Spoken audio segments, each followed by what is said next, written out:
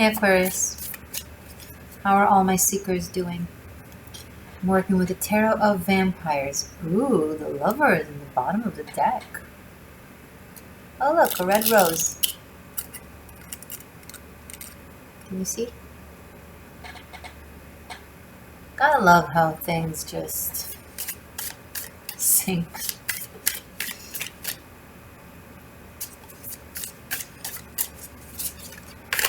Aquarius, for this coming month, please, messages for Aquarius. What do my Aquarian seekers need to know? Jupiter left your sign, and I think, well, it's coming back in a couple of months, but it's gone into Pisces.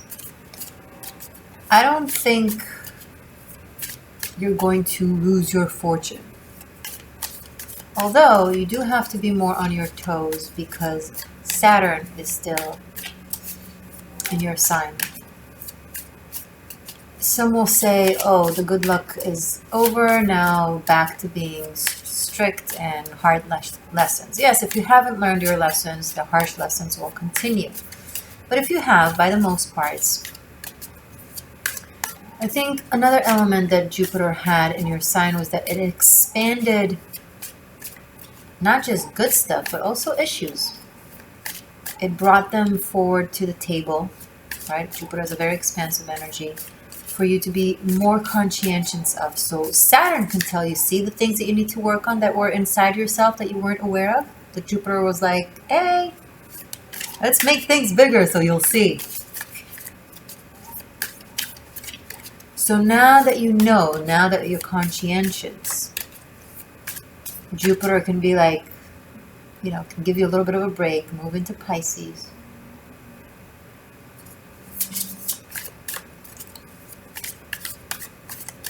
And you can keep up with the work, the detail,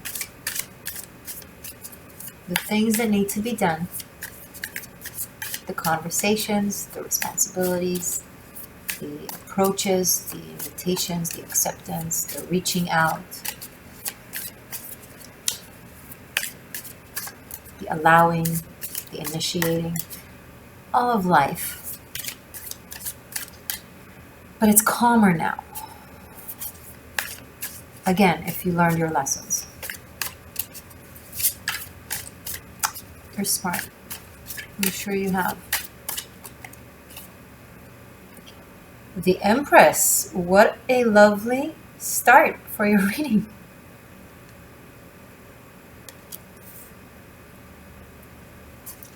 The Empress speaks of a lot of abundance. It's the great mother that feeds everyone around her while maintaining balance and abundance for herself. Ace of Wands. So, if you're this Empress, there's a lot of passion that is growing within you. A lot of desire, life force, wanting to devour and enjoy life. Or this could be you dealing with an Empress, having all of this towards her. The Empress can be symbolic to abundance in your life. The Empress can be a person. It can be both. But the will and the passion that the Ace of Wands bring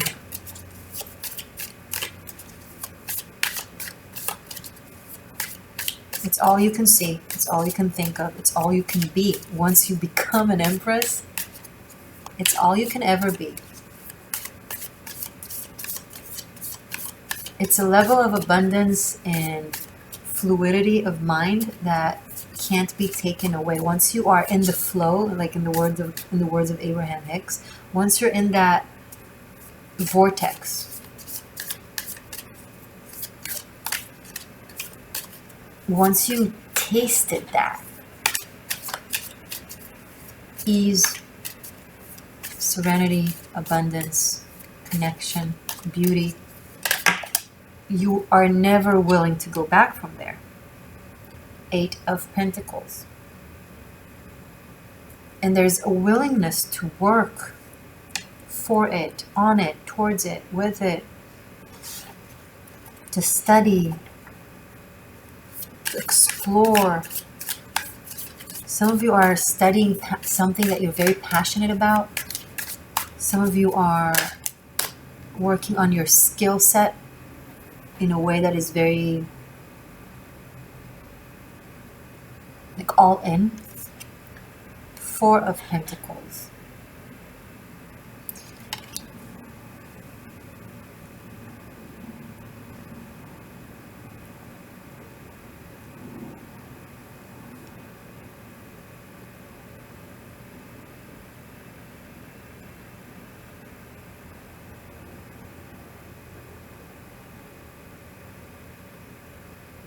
There's something very ancient just kind of stepped into the reading. Something very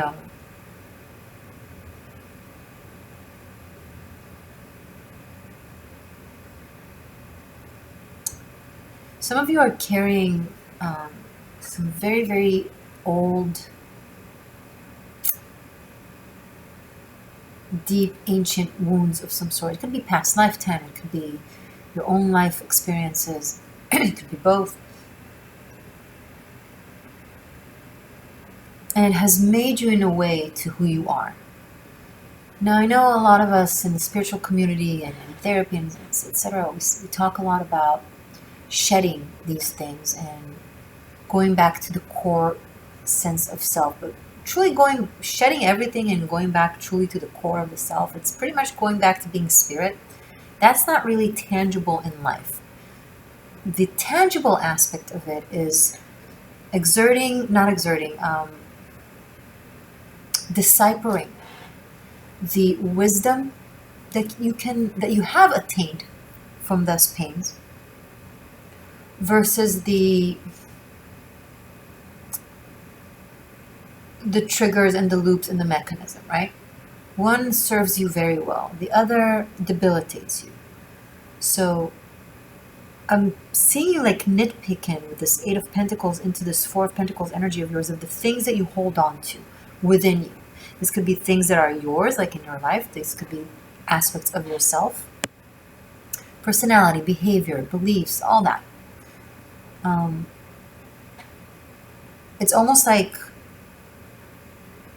you're just putting it all on the table, just looking at it, and it's like, this is good for me for now, this is not good for me for now. And just, you know, like when we were kids, we basically created our character.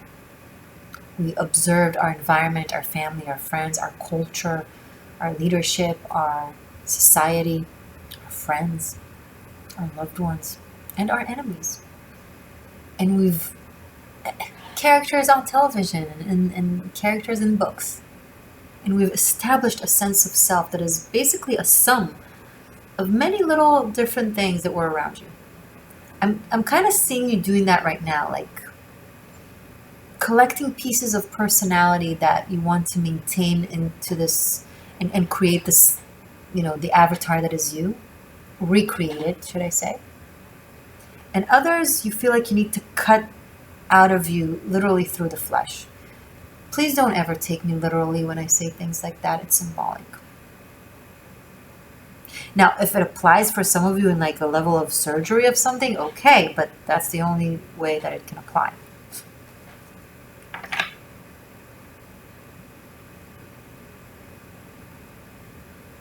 I see you picking bricks of the self out of you and rearranging the bricks that you decide to keep in that, you know, structure that is you.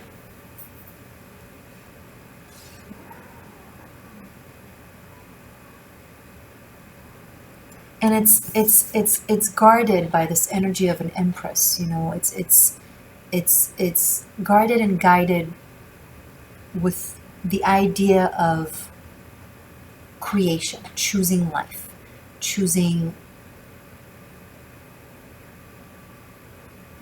benevolence. The brick wall that you're now taking down and rearranging, like Tetris, has been a combination of many things. It may have served you for as long as it served you, but it serves you no more.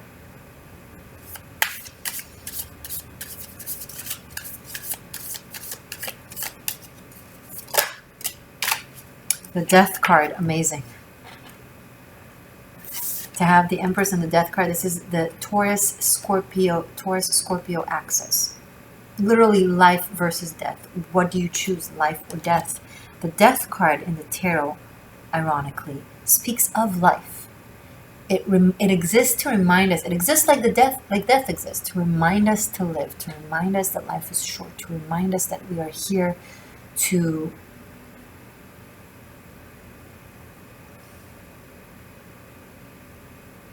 succeed, to love, to enjoy, to pursue our dreams. We don't really have time. We can confuse time is not linear and everything exists at the same time because of the theory of the multiverse. And time is a made-up notion by man, but it is also not. Because once you invent something and create it, it's tangible and it's there. And it's also created by our brain to suit our brain.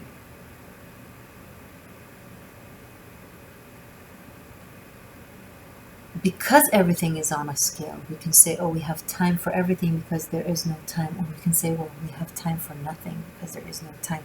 Bottom line, it sums down to one thing. Everything exists in this moment.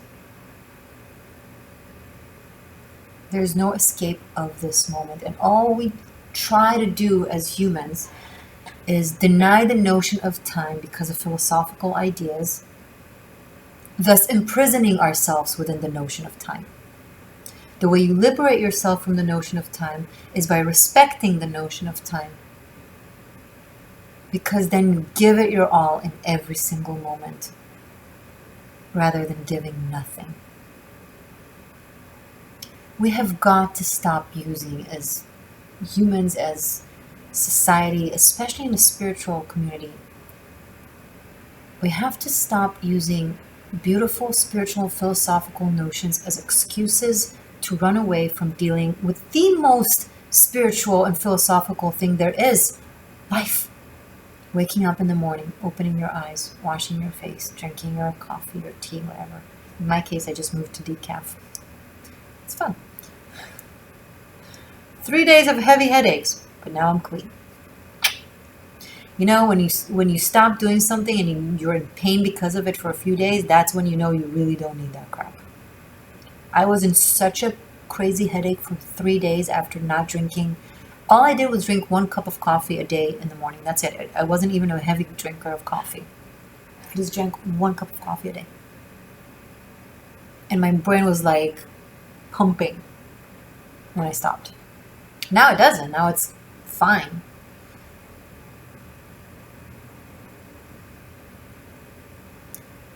Going back to the ceremonial little things that are life, are spiritual. Everything you do matters.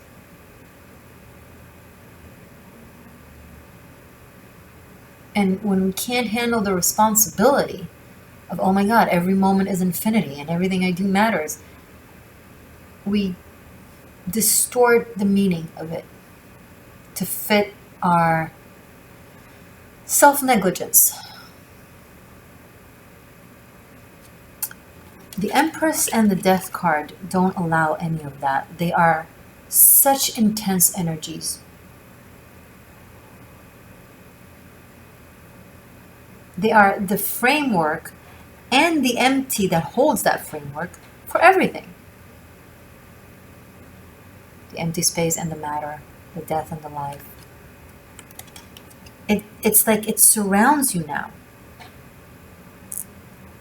It allows you no excuses, no escaping. This coming month is like, there is no escaping life. And I don't think you're trying. This Ace of Wands here shows a lot of desire and a birth of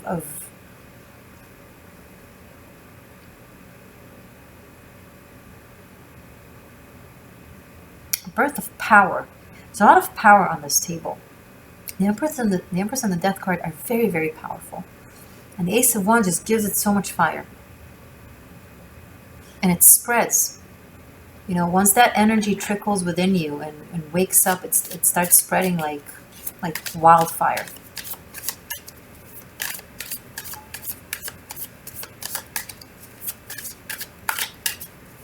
And it overcomes you. It overcomes everything. Just like nature. 10 of Wands in the reverse. From Ace of Wands in the upright to 10 of Wands in the reverse, there is one clear, decisive, ultimate path, decision, want that overcomes you, and you go all in. And you drop everything else. All the bullshit. A wildfire that burns the dead debris. And you let it.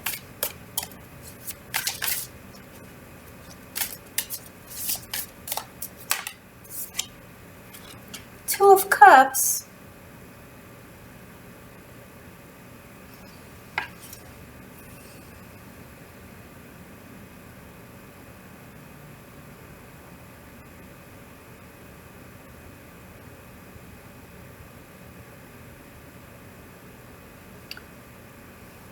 Two of Cups with a Death card is a very, and Ace of Wands. It's a lot of things are happening on this table right now. It's not. It's either a very, very, very deep soulmate connection, or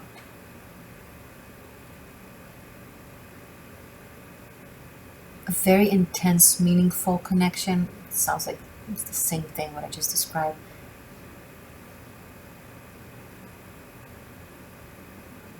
So one of two options.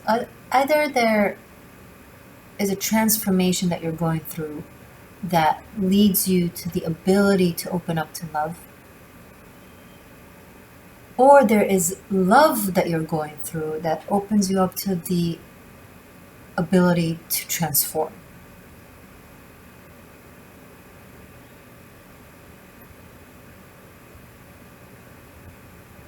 Maybe it's happening simultaneously.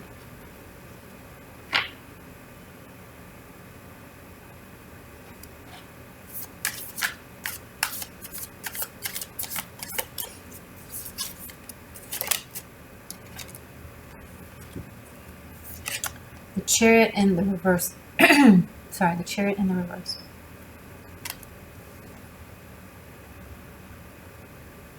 It's stopping all movement.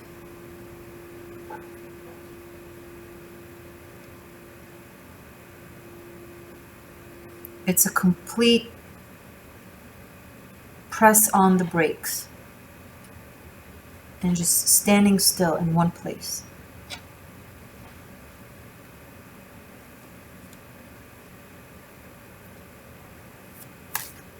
And it comes from movement. It's like you're fast and then you have to stop. So for very few of you, this could, if you don't drive fast. Okay, some of you will find yourself driving fast and having to stop, you know, really immediately. So for some of you, it's literal. But for most of you, it's symbolic.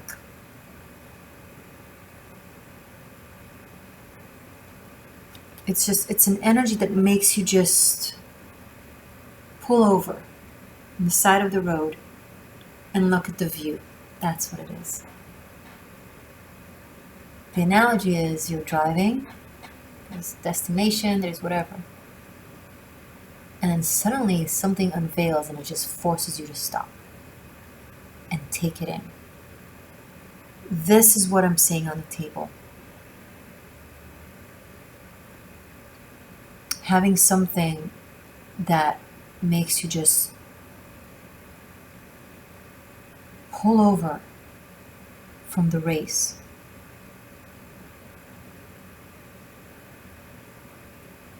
To take in the scenery. To take in the experience.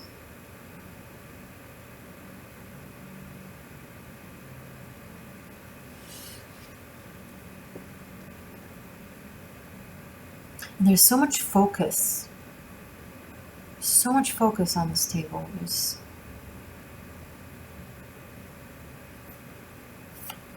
I almost want to say tunnel vision for something.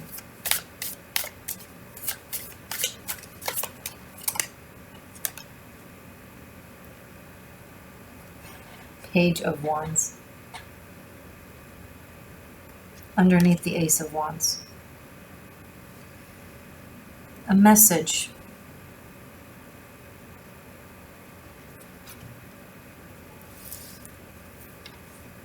It's very it's very calm. It's adventurous but calm.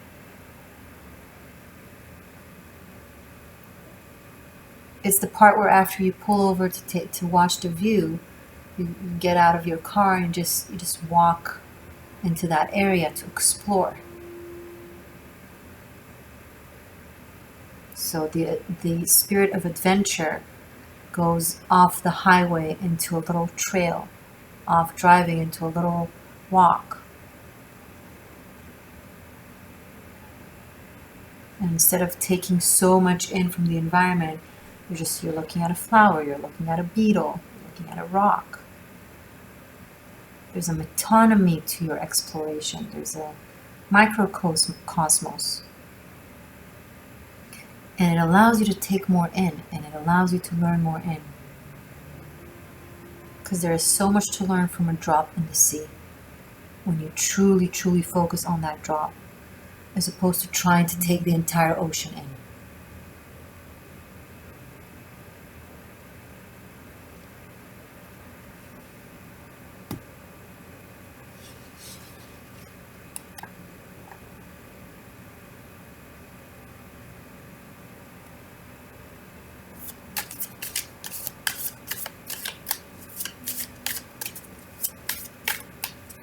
Sum this reading up, please, for Aquarius for this coming month. We will talk about this Two of Cups.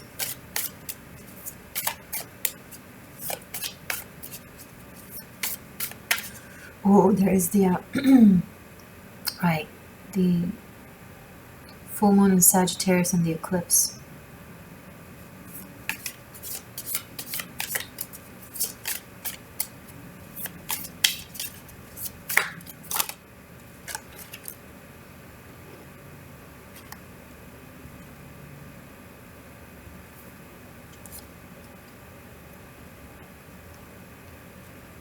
Seven of Wands and Daughter of Wands in the reverse.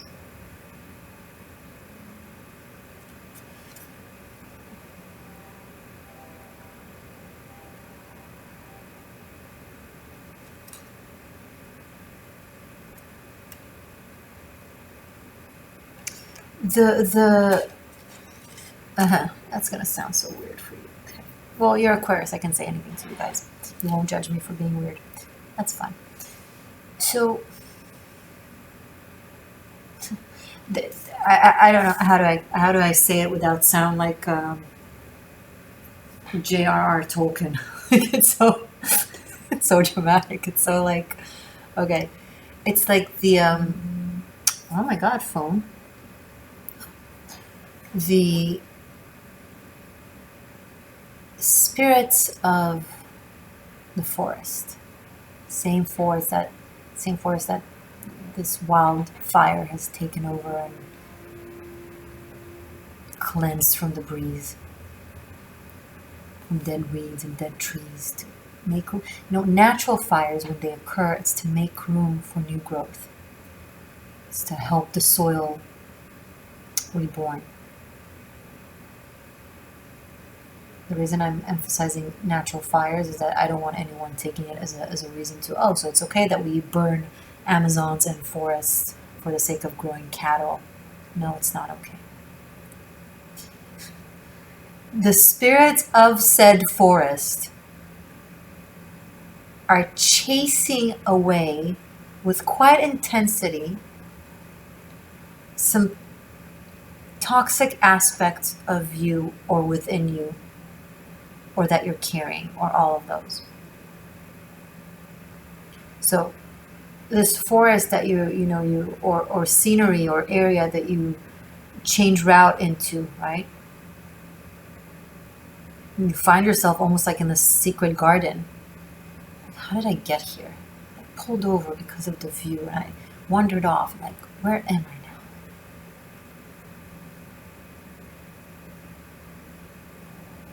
And you enter the secret garden, or you find yourself there. And this could be an analogy to what's happening in your life in the next month, right? And the place is so pure and so true that the dissonance between the high frequency of that place and certain aspect within you, fears, pain, trauma, toxicity, that you were still holding on to or still worked through, that dissonance, there's a clash, and then it just screams it out of you, and it hurts. Don't be confused. Deep, intense healing can hurt. It doesn't always feel good. It often feels good, very much feels good afterwards. But the process itself can be quite painful.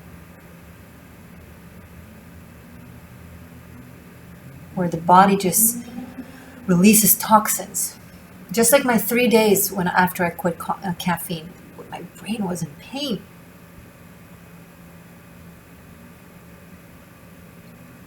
It was resisting the change.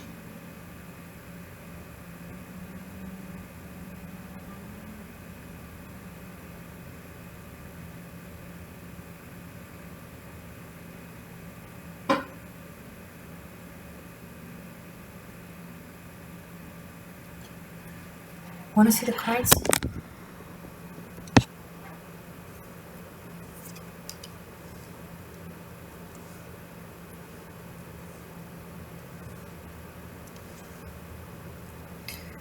Yes, that toxicity that is being released can signify people from your past that you're letting go of. It can signify behaviors that you're letting go of. And some of the things that we are holding on to, they become so deeply rooted within us, in our system.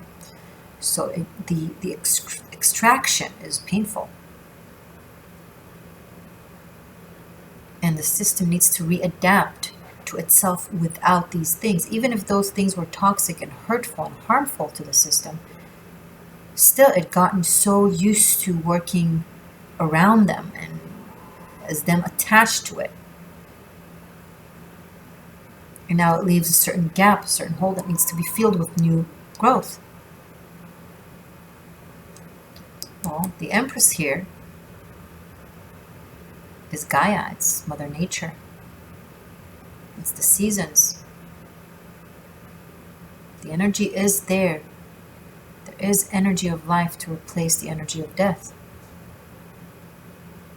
There is wholesomeness to fill up the void. And there is love here. Let's look into that.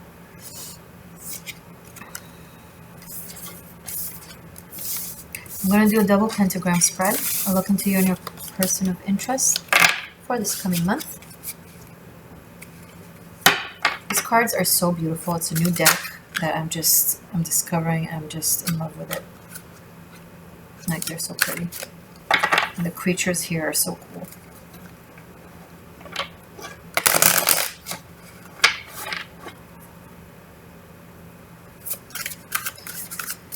Show me Aquarius and their person of interest for this coming month, please. Just take a deep breath. Focus on asking for guidance and foresight between you and your person for this coming month.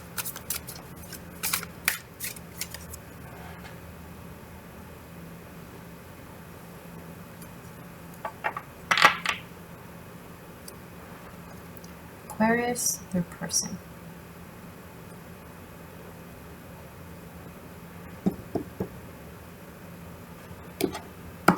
Alright. Do you like my new Labradorite? I love it.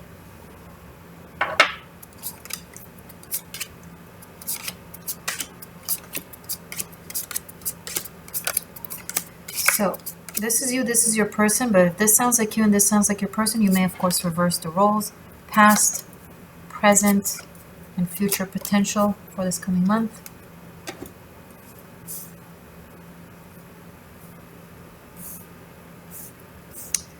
Okay, I will also pull runes.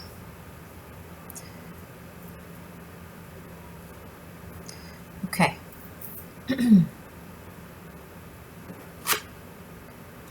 Four of Cups in your head. No, because I'm discovering the cards, like this is like the third time I'm using them. And so I'm not familiar with all the cards. So like the imagery is so dramatic. So every time I'm like, whoa.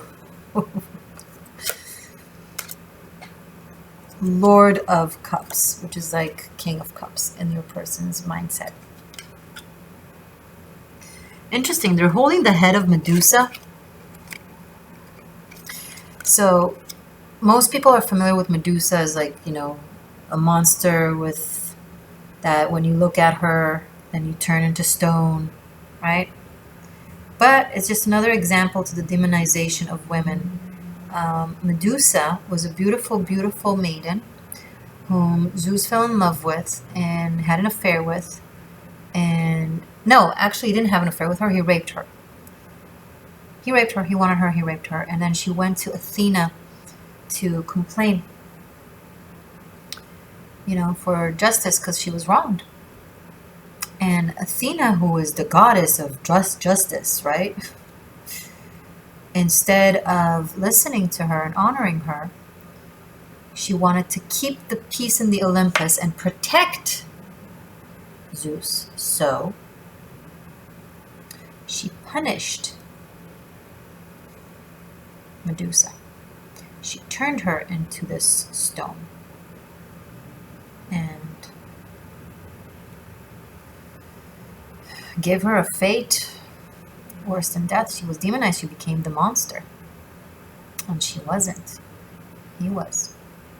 But that's an old story, right? It's an old story. The woman gets punished for being the victim, for speaking out. Now she was wrong not just by him, but also by Athena. But here this person holds the head of her.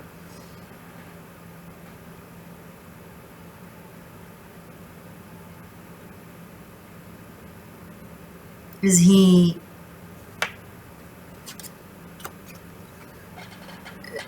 this character just freed her from that fate, or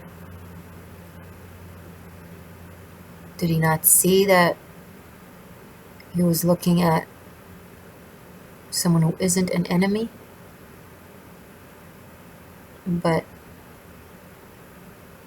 made themselves victorious and heroic at her expense?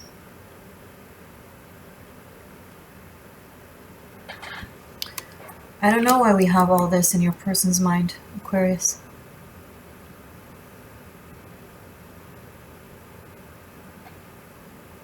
They might be in a lot of pain.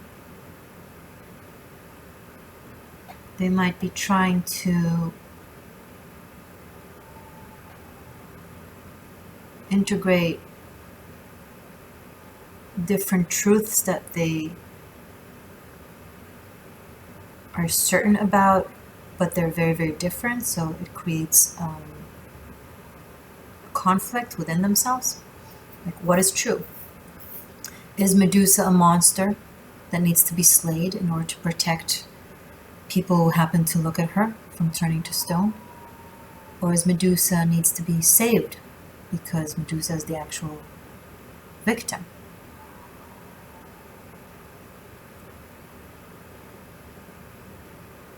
Your person seems to be like in between two very different mindset or sets of belief that clash in their head. King of Cups, classically in the tarot, is a highly empathic master of emotion. But specifically in this deck, there's all this, everything I just said added to this, so it makes it so much more interesting. And you here with the Four of Grails, with the Four of Cups in your head.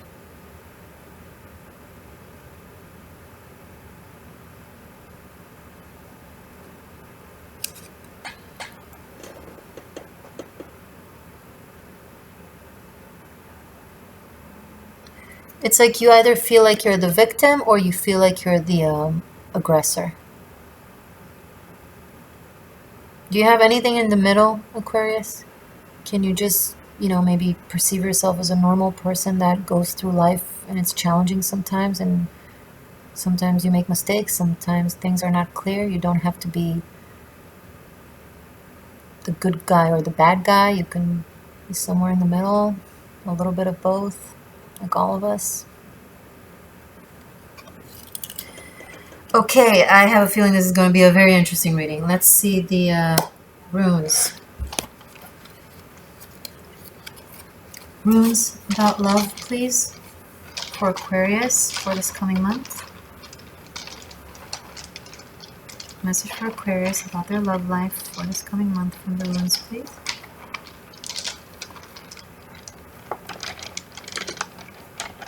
Love for Aquarius from the runes.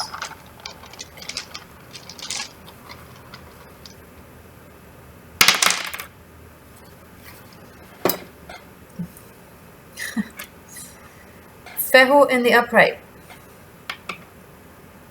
Wungo in the upright. Tir in the reverse. Another one. Okay. Another rune.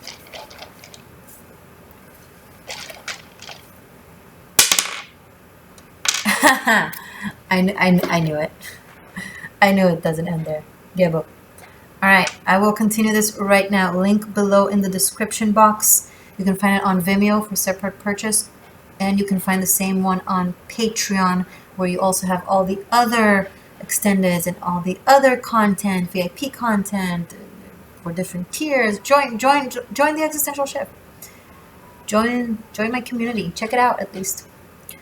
Everything else is also below in the description box. There's Tarot Masterclass if you want to study how to read tarot from me and go through a shamanic journey with me. It's 90 pre-recorded classes that you can, watch anytime and go back to.